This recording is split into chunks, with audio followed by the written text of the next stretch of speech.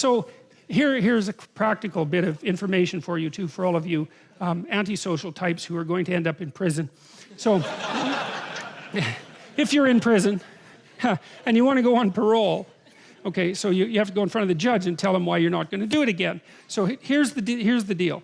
It doesn't really matter what you did, and it doesn't really matter what you promise. What matters is whether you see the judge before lunch or after lunch. Because if you see the judge after lunch, the probability that you'll get parole is 60% higher. Yeah, right. That is just like... So never have an argument with your partner when you're hungry or when they're hungry, especially if you want something from them. It's like, here's a sandwich. They'll eat it, then they'll be happy. Then you can manipulate them. Before that, man, no. So, you know, it's not that unreasonable to think that there's a spirit in food, because food rejuvenates, and it just doesn't rejuvenate you physically, it rejuvenates you spiritually. And then of course there's the other things that we consume that aren't exactly like food, that have a walloping spiritual impact, like alcohol, let's say, which is a spirit and is regarded, it's Dionysius, right? I mean, it's the god of the vine, and the god of the vine possesses you and makes you act all the fun ways that alcohol makes you act, you know, the fun ways that you regret the next day. And so there's the spiritual element of that too. And then, but there's something even deeper that I think is so cool that's associated with food and information, because the story of Adam and Eve represents the fruit as producing a psychological transformation. And so the tree of the knowledge of good and evil is an abstraction across trees, and it's trying to say, here's something that's common across trees. It's a fruit that's common across trees. It's something like that. And so the fruit that's common across trees is something you might call food. Fair enough, that's a generalization. But here's something that's even more cool.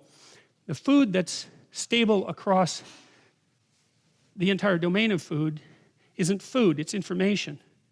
It's information. And we use the same bloody circuits in our brain to forage for information that squirrels use to forage for food, that animals use to forage for food. It's the same circuit. And why is that? Because we figured out that knowing where things is, knowing where the food is more important than having the food.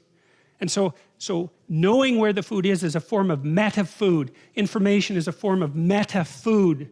And once you, well, that's why we're information foragers. And so once you grasp that, and that idea is embedded into the story of Adam and Eve. So whatever it is that they ingest is a form of meta-food. It's information. And you know, we'll trade food for information, right? So if you're stuck on the edge of the highway and, you know, your hood's up and your going places thing has turned into a pile of junk that you don't understand, and somebody pulls up beside you and they're a mechanic and they point to something and say, well, just put that wire back on there, you'll immediately give them a sandwich, right? Or you'll offer them something in return, you know what I mean? Because they've provided you with information that has value. And it has value because it actually provides you with energy, because information provides you with energy, because otherwise why would we bother with it? And so food provides energy, but so does information. And so there's the idea of food that you abstract from everything you can eat, but then there's the idea of what you could abstract from all sources of food, and the answer to that would be information.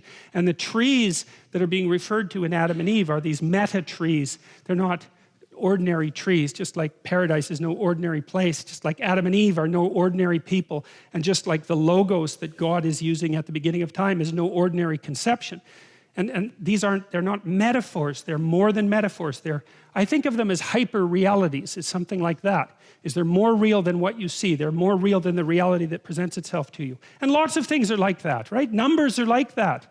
We wouldn't think or abstract if there weren't things that were more real than what we can see. So what's most real?